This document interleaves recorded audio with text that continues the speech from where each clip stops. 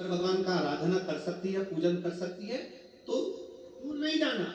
ये जो शिव पुराण है हमारे पास में, गीता प्रेस गोरखपुर की, उसका दर्शन मैं आपको करा देता हूँ। ये शिव पुराण गीता प्रेस गोरखपुर की है, तुम भी बाजार से लेकर आना। इसका 73 नंबर का पेज निकाल कर पढ़ना विद्येश्वर संहिता में से। उसमें लिखा हुआ है, जो नारी शंकर भगवान का स्नान कराती है, श्रृंगार करती है, पूजन करती है, वो संसार सागर से मुक्त होकर मां पार्वती की परम सखी बनकर विराजमान होती है।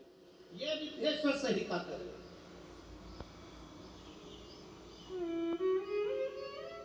और इसी शिव महापुराण का 73वें नंबर का पेज पढ़ने के बाद में 75 नंबर पेज को पढ़ना विद्येश्वर संहिता का।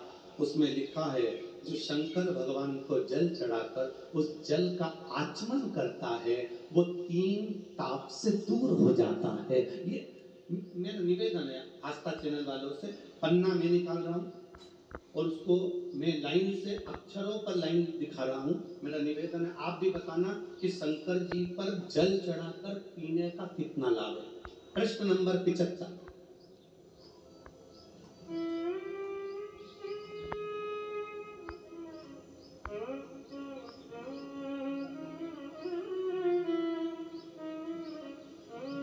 अब आस्था चैनल से निवेदन है, और आप सभी एलसीडी पर ध्यान देंगे, और अपने अपने मोबाइल पर भी, जितने लोग टीवी पर कथा सुन रहे हैं वो मोबाइल पर सुनने वाले वो, जो लोग कहते हैं शिव जी पर जल चढ़ा हुआ नहीं पीना चाहिए, उसके लिए मेरे वेद व्यास जी लिख रहे हैं, पेज नंबर 75 विद्येश्वर संहिता, ध्यान रखिएगा।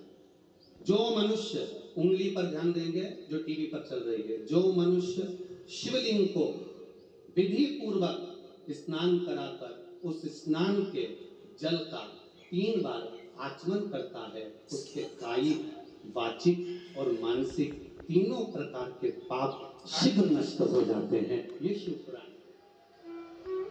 अब शंकर भगवान के शिवलिंग पर चढ़ा हुआ नैवेद्य, शंकर भगवान के शिवलिंग पर चढ़ा हुआ प्रसाद खा सकते हैं कि नहीं खा सकते? कोई कहता है महाराज जी स्वान की योनि हो जाएगी, कुत्ता बन जाओगे, कोई कहेगा ये बन जाओगे, कोई कहेगा वो बन जाओगे। अब उसको पढ़िए, पेज नंबर 75 शिव महापुराण विद्येश्वर संहिता। मेरी उंगली चल रही, वहां पर ध्यान देना। भगवान शिव का नैवेद्य आग्रह है। इस भगवान भावना को मन से निकाल दे कि शिव जी का चढ़ा हुआ प्रसाद नहीं खाया जाता, ये भावना मन से निकाले। शिव के नैवेद्य को देख लेने मात्र से भी सारे पाप दूर हो जाते हैं, खाने की तो बात ही दूसरी। अब क्या लिखा है अगली लाइन, उसको खा लेने पर तो करोड़ों पुण्य अपने भीतर आ जाते हैं। आए हुए शिव नैवेद्य को, जो शंकर का प्रसाद है, शिव जी पे चढ़ा हुआ नैवेद्य है, अगर वो आपके सामने आ जाए, उसको सिर झुकाकर प्रसन्नता पूर्वक खा लेना चाहिए। जो शंकर के चढ़े हुए नैवेद्य को यह कह देता है कि थोड़ी देर से खाऊंगा, वो पाप में लिप्त होता चले जाता है।